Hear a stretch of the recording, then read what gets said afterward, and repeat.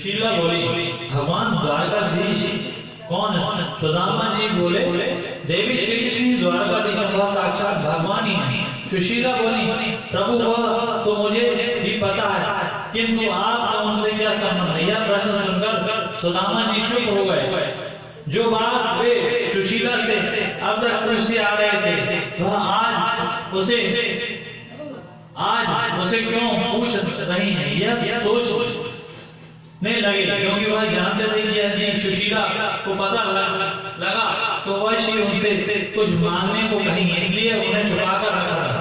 वह अब भी कुछ नहीं बोल रहे थे। तब सुशीला पुनः बोले, स्वामी श्री कृष्ण आपके मित्र हैं, किंतु वह आपके मित्र कैसे बने, कहाँ बने? वह निर्धन है, हम निर्धन है, फिर मित्र कैसे? तब सुदामा ने भय धरकर नेत्र बंद कर गुरुकुल की बातें बताई। तब उनकी और कृष्ण की भेंट हुई और मिला हुई, और यह भी बताया कि कृष्ण शीघ्र ही विद्या अर्जित करके चले गए और जाते समय अपने यहाँ आने का निमंत्रण भी दे गए थे। उन सब बातों को स्मरण कर सुदामा जी में नेत्रों से जल बहने लगा। तब सुशीला बोली, जब आप इतनी याद आती है तो मिलने क्यों नहीं जाते? सुदामा जी बोले, देवी कभी उनसे मिलना होता है तो आंखें बंद कर लेता हूँ और मिल लेता हूँ। सुशीला ने सोचा, मिलने से कुछ नहीं होगा, शरीर से मिलने जाना होगा। सुशीला बोली, स्वामी आप शरीर से मिलने जाओ, जब आप जाओगे तो वह आपकी दशा देखकर अवश्य आपकी सहायता करेंगे। यह सुनकर सुदामा बोले, देवी तुम मुझे मांगने भेज रही हो, यदि ऐसा है तो कभी भी नहीं जाऊंगा। मैंने कभी किसी के सामने हाथ नहीं बढ़ाया। तब क्षमा मांगो। सुशीला ने कहा, नहीं स्वामी क्षमा कीजिए, आपको मांगने के लिए नहीं कह रही, बस आप तो केवल मिल आई।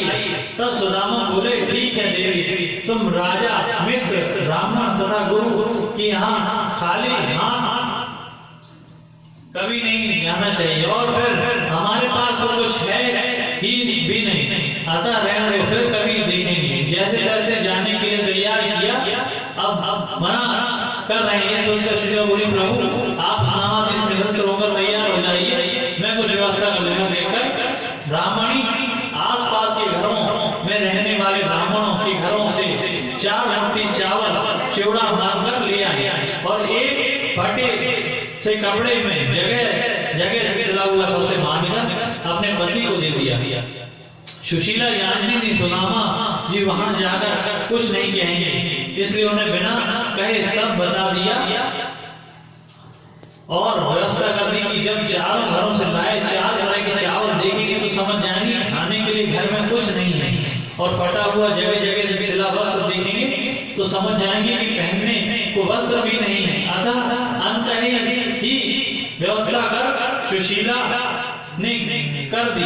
वह कहती तो आसपास से बोरी की बोरी आ जाती। कृष्ण को समझाने के लिए 4 घरों से 4 मुट्ठी चावल बांधकर लाए। इस प्रकार 4 मुट्ठी चावल जगह जगह से सिले कपड़े में बांधकर सुशीला ने सुदामा जी को दे दिए और सुदामा जी उन्हें लेकर द्वारका को चल दी। भगवान का नाम लेते हुए उन्होंने याद आते हुए पैदल सुदामा जी चल दिए। जर्जर काया वृद्धावस्था से परिपूर्ण सुदामा जी हाथ में डंडा का सहारा लेकर कांख में पोटली दबाकर रेतीली बकरी के मार्ग से गुजरते हुए आगे बढ़ने लगे। उनके पैरों में जूते होते हुए भी ना के समान थे, क्योंकि वह जगह जगह से फटे हुए थे, जिसके कारण उनके पैरों में कहीं कहीं पर कभी कांटे चुभ जाते थे, किंतु पैरों के घायल होने पर सुदामा जी के मुख पर कोई परेशानी न थी, बल्कि प्रसन्नता थी। उनके मन में बस यही एक बात थी, मुझे कृष्ण का दर्शन कैसे प्राप्त होगा भी या नहीं, यह क्या वह मुझे पहचानेंगे? ऐसे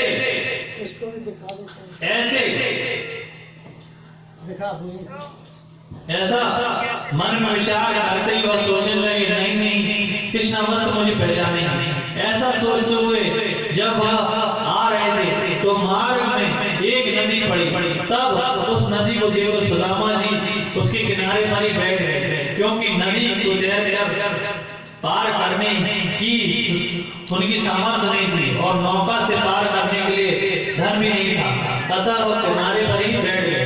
जब सुदामा जी बैठ गए तो प्रभु को उनकी चिंता हुई और स्वयं एक नाविक तरुण रखकर आ गए और बोले, बाबा पार चलोगे? सुदामा बोले, भैया जाना तो है, लेकिन हमारे पास देने के लिए पैसे नहीं है। बाद में तुम हमारे साथ लड़ो, इसलिए हम पहले ही बता दें। कितने सरल हृदय के स्वामी है। सुनकर नौकावान बोला, बाबा कोई बात नहीं, मैं तुम जैसे लोगों को ही पार लगाता हूँ। सच ही तो है, प्रभु के मार्ग पर चलता है, प्रभु उसके सारे मार्ग खोल देते हैं।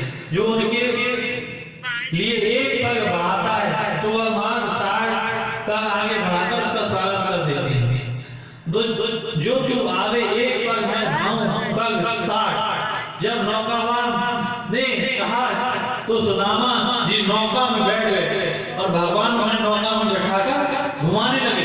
किनारे पर ले जाकर लौटा लाते और नदी के बीचों बीच घुमाने लगती है। देखकर सुदामा घबरा कर बोला, भैया क्या बात है, हमें पार क्यों उतारे? नाविक ने कहा, बाबा तुम तो कह रहे हैं मेरे पास कुछ है नहीं, और ये आंख में क्या दबा रखा है? सुदामा की कान में दबी हुई पोटली और दरसा से दबाते हुए बोला, भैया देखो ये किसी और ये मंत्र है, इसमें मेरा कुछ नहीं, किसी और से किसी और को देने के लिए कहा है। भैया मेरे पास अपना कुछ धन नहीं है, मेरा विश्वास करो, मेरे पास गोविंद नाम का धन है, यदि तुम्हें उसे लेना चाहो तो ले लो। यह कहकर सुदामा जी भगवान का कीर्तन करने लगे और फिर प्रसन्न होकर नाविक से उन्हें नदी पार उतार दिया।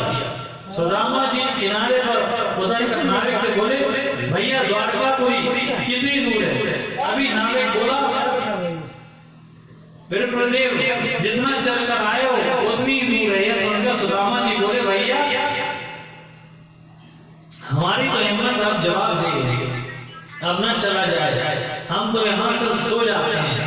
अब द्वारकानाथ की इच्छा हो तो खुद बुला लेते, वरना हम तो यहाँ पड़े हैं। नाविक चला गया। सुदामा जी वहीं किनारे से थोड़ा हटकर पोटली को दबा कर सो गए। भगवान ने उन्हें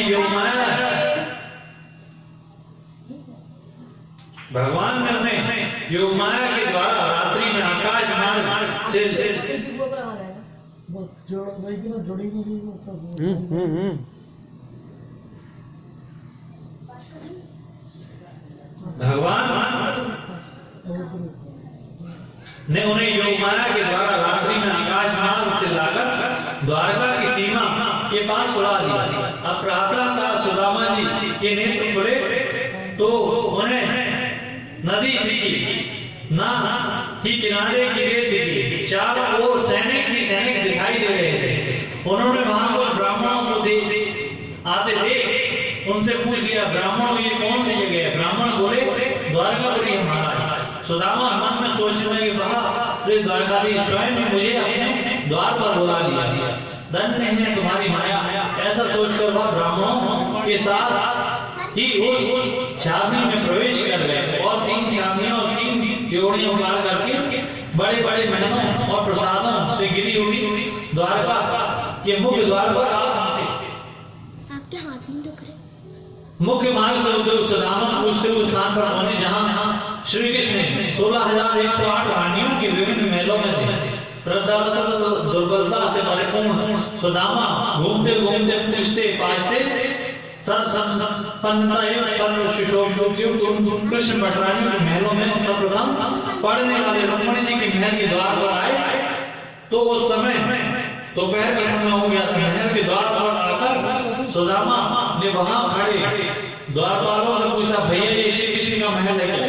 द्वारपाल बोले, महाराज यहाँ पर हर महल श्री कृष्ण का ही है। सुदामा जी बोले, भैया वह तो मुझे पता है कि द्वारकानाथ जो है सभी महल उन्हीं के हैं, किंतु वह जिस महल में मिलेंगे वह तो यही है ना। द्वारपाल बोले, भगवान वह तो आपको सभी 16,108 महलों में मिलेंगे। सुदामा जी थके हुए थे, फिर भी उन्हें क्रोध नहीं आया। वे फिर कहने लगे, भैया आपकी बात सही है और सभी जगह मिलेंगे, तो फिर इस महल में वह है ना? द्वारपाल बोले, हाँ महाराज यहाँ भी हैं। सुदामा बोले मुझे उनसे मिलना है। तब उस फटे पुराने वस्त्र पहने ब्राह्मण ने यह कहा कि मुझे उनसे मिलना है। तो उन द्वारपालों ने उनका उपहास नहीं किया, क्योंकि वह जानते थे भगवान ब्राह्मण भक्त। इसलिए सुदामा की बात सुनकर द्वारपाल बोले, महाराज इस समय भगवान भोजन के पश्चात विश्राम करते हैं, किंतु आप चिंता न करो, हम अभी देख आते हैं। यदि वह सोए न हुए तो हम आपका समाचार उन तक अवश्य पहुंचा देंगे। आप तब तक यहीं बैठो। अच्छा, हम आपका परिचय क्या है, क्या उन्हें क्या कहता हूँ? सुदामा बोले, भैया आप उनसे बस इतना कहना कि तुम्हारे बचपन का मित्र सुदामा नाम का ब्राह्मण तुमसे मिलने आया है। सुदामा जी को हम बैठकर द्वारपाल भगवान के विश्राम गृह पहुंचे। भगवान आज अपने परम मित्र की प्रतीक्षा कर रहे हैं। उन्होंने आज भोजन भी नहीं किया। जब रुक्मिणी जी ने पूछा तो कहा आज मन नहीं है। इस प्रकार प्रतीक्षा करते प्रभु सुंदर शैया पर विराजमान है। रुक्मिणी जी चरण दबा रही है। आज प्रभु को नींद भी नहीं आ रही, बस प्रतीक्षा है अपने बचपन की मित्र सुदामा की। भगवान रुक्मिणी जी से वार्तालाप कर ही रहे थे, तब द्वारपालों का उनके कक्ष में आगमन हुआ। वह कहने लगे, प्रभु की जय हो, महारानी की जय हो। भगवान आपके विश्राम में उत्थान के लिए क्षमा, किंतु हमने यह दृष्टा आपके आदेश अनुसार ही की है, क्योंकि आपने कहा मेरे द्वारा यदि कोई ब्राह्मण आए तो चाहे दिन हो या रात उनका संदेश मुझ तक अवश्य पहुंचाना। भगवान इसी कारण हमें इस समय आना पड़ा। आपके द्वार पर एक ब्राह्मण आया है तो बड़ा ही दुर्बल है, हाथ में डंडे का सहारा है, पैरों में जूते हैं। इस प्रकार भगवान को द्वारपाल ने सुदामा के बारे में पूछा। भगवान ने पूछा, भैया आपने अपना कुछ नाम वगैरह, उसने अपना नाम वगैरह कुछ बताया क्या? यह सुनकर वो द्वारपाल बोले, उन्होंने अपना नाम भी बताया है। भगवान ब्राह्मण देव यह नाम सुदामा बताया। बस जैसे ही नाम प्रभु उनके कान में पड़ा तो आनंद के समुद्र में डूबते उतरते नेत्रों से जल भर कर यह कहते हुए, मेरे में तो सुदामा आया है। सुदामा आया। भगवान पलंग से कूद पड़े और नंगे पांव धरती पर भागते हुए, कहाँ है सुदामा? तो उन्हें अंदर क्यों नहीं लाया? बाहर ही क्यों बड़े वेग से भागते? भगवान दौड़ते धरती काम गई। तब भगवान का पीताम्बर गिरा, जिसे उठाते भगवान ने धरती को समझाया, पृथ्वी थम जा, मत मेरा मित्र आया और बड़ा आत्मसम्मानी कहीं लौट आया तो ठहर जा। भगवान की यह दशा देखकर द्वारपाल रुक्मिणी उद्धव सभी विस्मित हो गए कि ऐसा कौन आ गया जिससे मिलने के लिए प्रभु इतनी व्याकुल है। सुदामा जी के द्वार पर बैठे बहुत देर हो गई, क्योंकि मुख्य द्वार के अंतपुर में विश्राम कक्ष तक पहुंचने में 7 जोड़ियां पार करनी पड़ती थी। द्वारपाल में बहुत देर हुई। जहां सुदामा को लगा कि द्वारपाल लौट कर नहीं आए, शायद कृष्ण मुझसे मिलना नहीं चाहते होंगे। अब कहाँ मैं दर्शन, कहाँ वह द्वारकाधीश, यह मेरा मुझे भी तो नहीं। ऐसा सोचकर सुदामा ने लौटने का निश्चय किया और लौट चले। उधर भगवान कृष्ण के सोने के कड़ाऊ पहन रहे, किंतु आज अपने मित्र से मिलने की तत्परता कोई बालू पर नंगे पांव दौड़ रहे हैं। वह 7 जोड़ियां पार करती जब मुख्य द्वार पर आए तो उन्होंने सुदामा जी नहीं दिखाई दी। तब नेत्र से आंसू भरकर मन में सोचने लगे, जिसका डर था वही हुआ, मुझे देर हो गई, मेरा मित्र लौट गया। इस प्रकार सोचते हुए ही नंगे पांव द्वारका की सड़कों पर दौड़ते हुए प्रभु लोगों से पूछने लगे, भैया अभी अभी यहाँ किसी ब्राह्मण को जाते हुए देखा है क्या, जो वृद्ध हाथ में डंडा है? किसी ने देखा है क्या? सुदामा, ओ सुदामा भैया मुझे क्षमा कर दो।